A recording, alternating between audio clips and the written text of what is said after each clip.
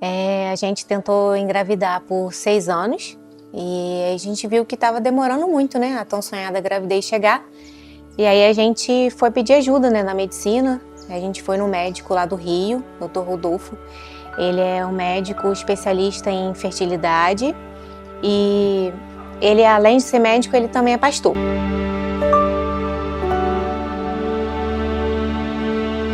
É um misto de sensações, né? São várias emoções que a gente vive durante todo o processo. Desde o princípio lá, quando a gente descobriu que a gente teria esse problema para poder engravidar, como a Letícia falou, foi meio que um baque no primeiro momento, a gente não querendo aceitar. A mulher, como você falou, ela acaba sentindo um pouco mais e aí a gente tem que estar ali, segurando, a gente tem que segurar, às vezes a gente tem que segurar muito a onda para poder continuar mantendo ela forte. Em muitos momentos eu fiquei meio apreensivo com muitas coisas, mas sempre estando ali do lado, né? Tendo que fazer a nossa parte de ser firme, né? Como a gente pode dizer. Mas foi um misto de emoções. E aí, quando a gente descobriu, foi um baque, né? Porque a gente não quis aceitar. Teve, na época, eu também até conversei com o nosso pastor sobre isso, né? O que a gente deveria fazer. E a medicina tá aí, né? Para poder ajudar, para poder assistir, né? Nesses casos. Então, a gente teve uma programação, a gente juntou, né, um dinheiro, eu tive muita ajuda nesse processo todo, uma ajuda enorme, né, dos meus pais, do meu pai, assim, me ajudando em tudo mesmo.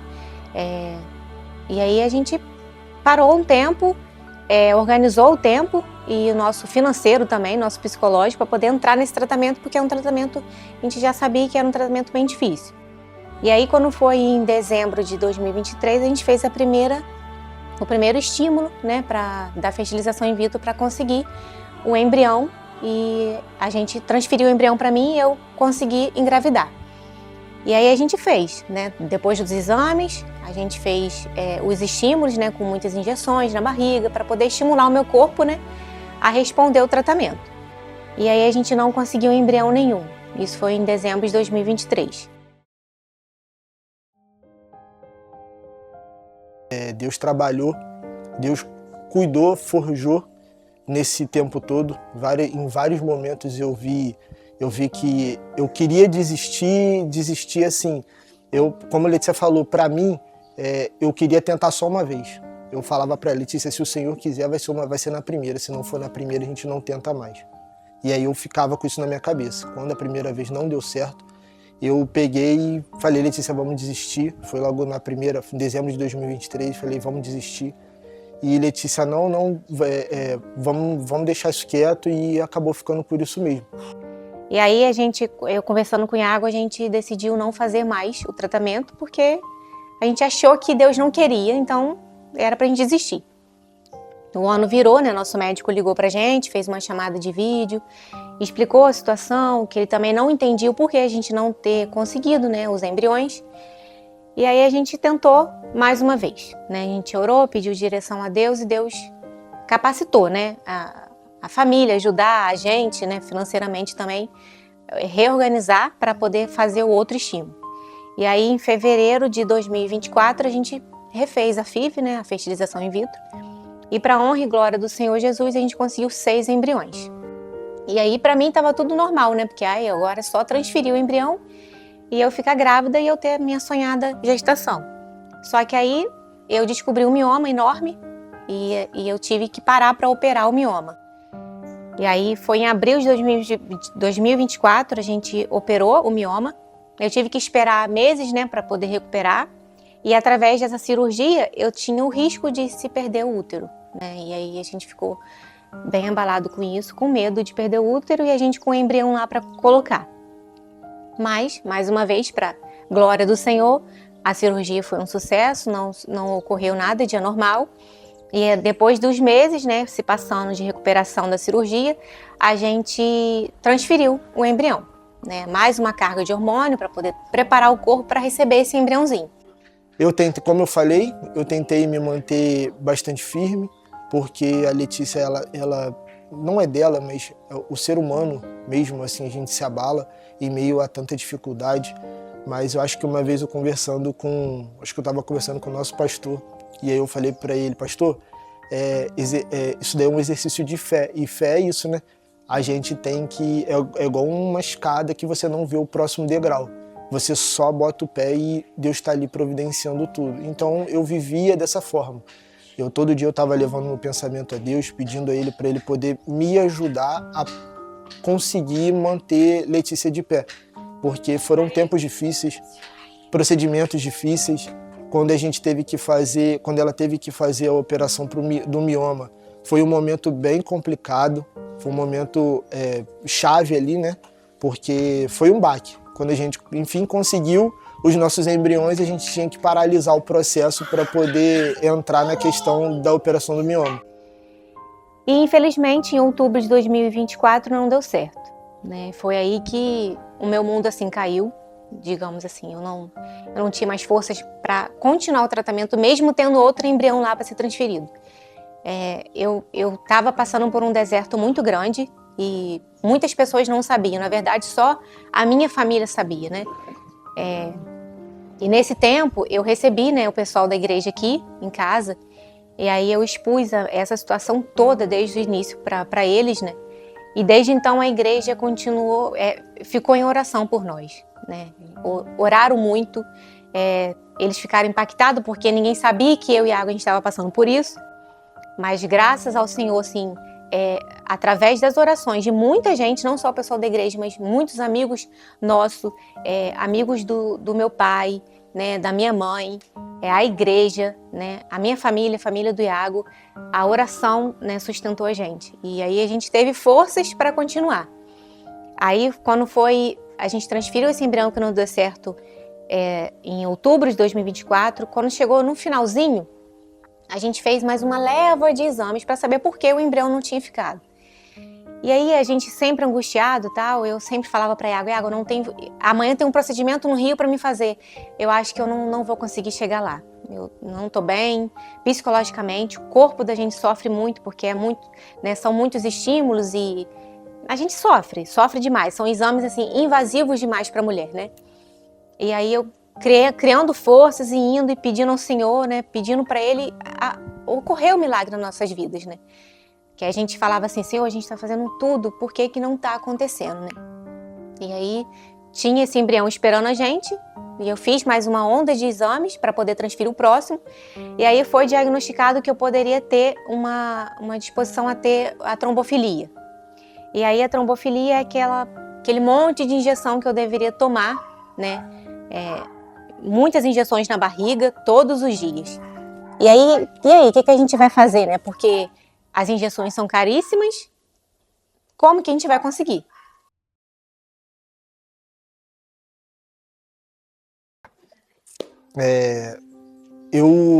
Deus ele levantou muitas pessoas para poder ajudar, não só na questão financeira, mas na questão mesmo espiritual, né? Que a gente teve o pastor mesmo, que o médico que ele era pastor, ele conversou bastante com a gente. Nesse meio tempo a gente foi levando mais o nosso olho para Deus, levando o nosso sentimento, porque a gente tinha muito sentimento de imediatismo, sabe? A gente tinha um sentimento de que as coisas aconteceriam no momento que a gente queria, ia acontecer do jeito que a gente queria. E aí eu acho que foi aí que Deus foi pegando a gente e moldando para poder mostrar que não era bem assim que ia acontecer. As coisas aconteciam conforme a vontade dele, não a nossa. Só que aí, mais uma vez, né, Deus no meio do deserto, ele levanta, né, pessoas para ajudar. E aí eu não vou citar o nome das pessoas que me ajudaram nesse processo todo, mas Deus levantou pessoas para me ajudar com as injeções, para me ajudar com os medicamentos, com tudo. Deus disponibilizou todas as coisas nas nossas mãos, né? A gente fazia a nossa parte, a gente orava e Ele providenciava tudo. Coisas que a gente falava assim, meu Deus, eu não tenho dinheiro para tal coisa. E Ele, no outro dia, Ele vinha, né, com a provisão. E aí a gente conseguiu essas injeções, eu continuei aplicando elas, né, todo dia, dolorido na barriga, e eu fiquei roxa, fiquei tudo. E aí, 20 de fevereiro desse ano, a gente transferiu 2 embriões, né? Por que a gente transferiu 2? Porque os 2 estavam congelados juntinhos, então o médico indicou transfere os dois porque era arriscado voltar para o outro e o outro não dá certo. Então, transfere-se os dois. Então, a gente entregou para Deus, né? Poderia dar certo um, poderia dar certo os dois ou poderia dar certo nenhum. E aí, nesse momento, né, a igreja levantou um clamor, meus amigos, os amigos do meu pai, jejuaram, pediram, né, o milagre para o Senhor. E aí a gente foi um momento assim lindo, foi um momento maravilhoso. O meu médico, ele costuma transferir o embrião e fazer uma oração depois, e foi feita essa oração, a gente entregou tudo nas mãos do Senhor. E foi um momento muito bonito, né, que a gente sentiu a presença do Senhor naquele lugar. E aí a gente tem que esperar os 9 dias, né, para poder fazer o teste de gravidez. E eu não esperei os 9. Eu fiz com 7 dias, né? Fiz com 7 dias desse tempo para poder ver se o teste de gravidez já iria reagir. E aí, no dia de manhã, a gente acordou e, vamos fazer esse teste agora. Já tinha um teste em casa. Na hora que a gente colocou o teste para ser feito ali, imediatamente a segunda listrinha apareceu, né? E assim, posso te falar que foi o momento mais emocionante da minha vida, porque eu nunca tinha visto um teste de gravidez durante esses 6 anos, né? Eu nunca tive esperança durante 6 anos, né? Esse mês eu acho que eu posso estar grávida, outro mês... Não, eu nunca tive essa esperança, né? Deus nunca permitiu isso. E aí, quando eu via o teste positivo, a gente só sabia glorificar o nome do Senhor naquele banheiro. E a gente agradeceu muito a Deus, muito, muito, muito. E aí passaram-se os dias, né? A gente teve que esperar para poder fazer o primeiro ultrassom. E a gente não sabia se um só vingou ou se os dois vingaram, né? E aí a gente fez a primeira ultrassom através de um susto que a gente teve, porque eu tive sangramento, né? E aí a gente ficou com medo de estar perdendo, de alguma coisa de errado estar acontecendo. A gente foi para o Rio para poder fazer a primeira ultrassom, bem desanimados, né? Mediante o sangramento. E aí, chegando lá, quando entrei no procedimento, a médica já falou assim, parabéns, temos 2. E aí foi aquela alegria, foi aquela emoção, né? Eu, minha mãe e o Iago. E ali a gente viu a mão do Senhor sobre as nossas vidas. E assim, costumo dizer, não, você pode ter todo o dinheiro do mundo para se fazer qualquer tratamento. Mas se Deus não quiser, não vai acontecer. Se forma, forma, né, o embrião, e se Deus não soprar vida nele, você não fica grávida, você não acontece, né? E ali, quando aquela primeira ultrassom, que a gente viu os 2, eu sempre passou na minha cabeça, Letícia, você vai fazer o tratamento, se Deus permitir, você será mãe só de um filho, né?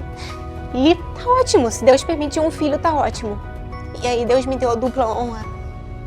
A gente nunca imaginou que seria duas crianças pra gente, né? Mediante a tanta dificuldade, né? Deus vai permitir só um. Não, Deus deu a dupla honra pra gente.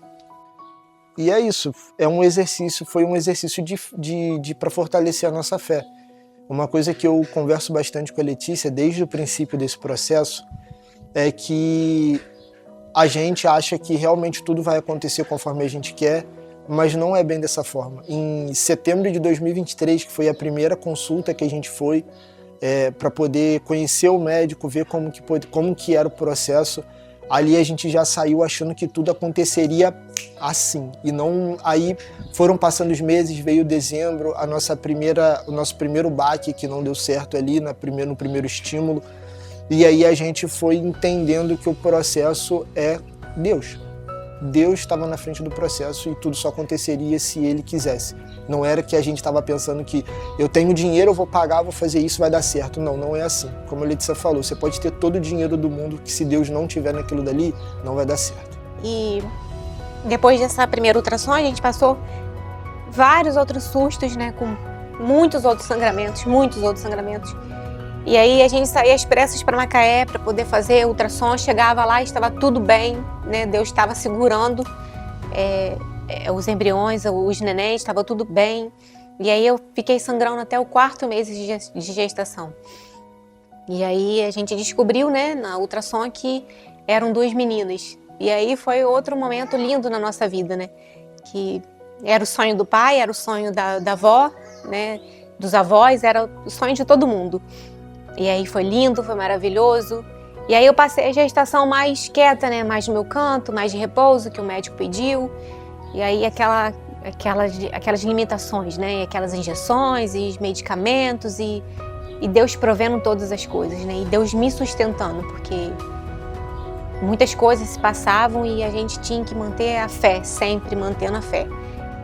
E depois desse tempo, eu comecei a ficar muito inchada na gravidez, eu tive um inchaço muito grande.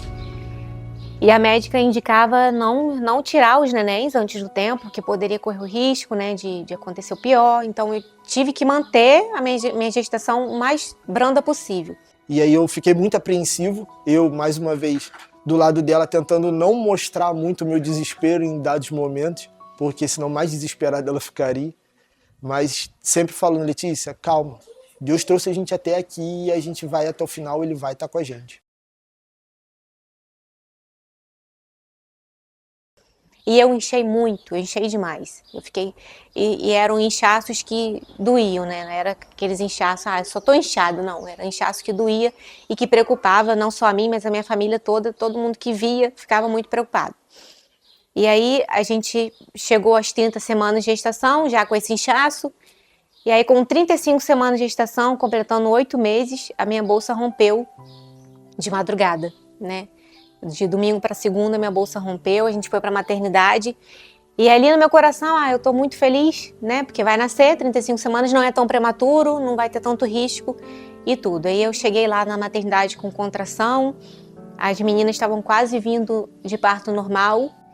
E aí a gente ouviu o coraçãozinho de uma e da Luísa, a gente não conseguiu ouvir direito. E ali eu já fiquei muito preocupada. E eles correram para a cirurgia comigo porque a Laura já estava encaixando, né, para nascer.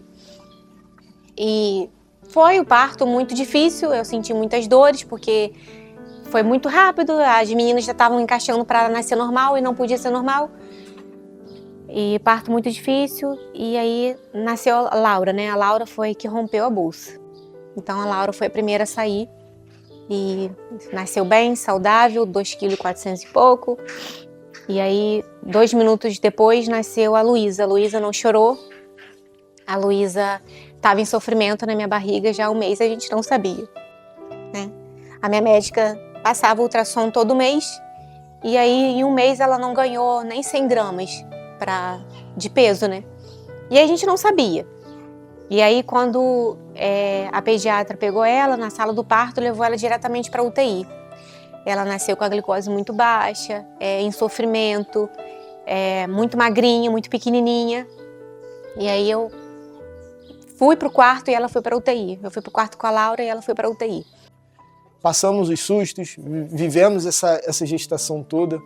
As meninas vieram, como a Letícia falou, foi um parto um tanto quanto complicado, assim, pela questão da correria, porque a Luísa, ela não estava bem na barriga. E isso daí é uma coisa que a gente vai levar para o resto da nossa vida. Que a Laura, se ela não tivesse rompido aquela bolsa, hoje a gente poderia não ter a Luísa aqui com a gente. E aí, no período que eu fiquei internada ali no hospital, eu tinha que visitar ela, né, na UTI. E ela tão pequenininha, cheia de fios ligados nela e se alimentando por sonda. E eu toda debilitada, mais inchada eu fiquei. E aí foi o dia de eu vir embora só com a Laura nos braços e a Luísa ficou. E aquele momento pra mim foi péssimo, foi horrível, né? Aí a médica, conversando com a gente, falou: a Luísa tá viva porque a Laura salvou ela. Porque se tivesse ficado mais um dia, a Luísa aqui dentro da sua barriga, ela não teria sobrevivido. Então a Laura salvou a irmã, né? Mais uma vez a gente fala que pode haver falhas humanas no processo que você está vivendo, que é o processo que Deus escolheu para você passar. Falhas humanas podem acontecer, mas se está determinado para o Senhor, não tem nada que impeça. E aí agora a gente está aí, provando do que o Senhor tem para nós. O Senhor desde o princípio esteve com a gente. Foi uma jornada longa em todo esse processo da fertilização. Como a Letícia disse, você pode ter todo o dinheiro do mundo, mas se Deus não tiver no processo, não adianta, porque não vai dar certo. Então é sempre elevando ao Senhor, A igreja teve um papel fantástico no meio dessa caminhada toda, quando a gente abriu isso para a igreja, muitas pessoas orando por nós, porque eu tento ser forte, ela tenta ser forte, mas quando a gente tem uma família como a gente tem, não só a nossa família em casa, mas a nossa família, nossos irmãos em Cristo, a gente consegue se fazer muito mais forte e a gente consegue vencer as batalhas.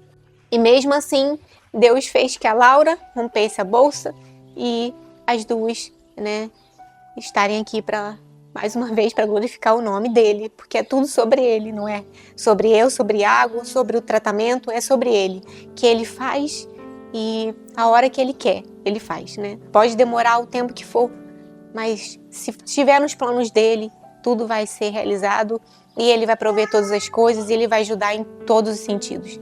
E hoje a gente está aí, com a Laura, com a Luísa, as duas estão bem, as duas estão crescendo, a gente fica brincando que elas estão ficando muito mais gordinhas e bochechudas cada dia que passa.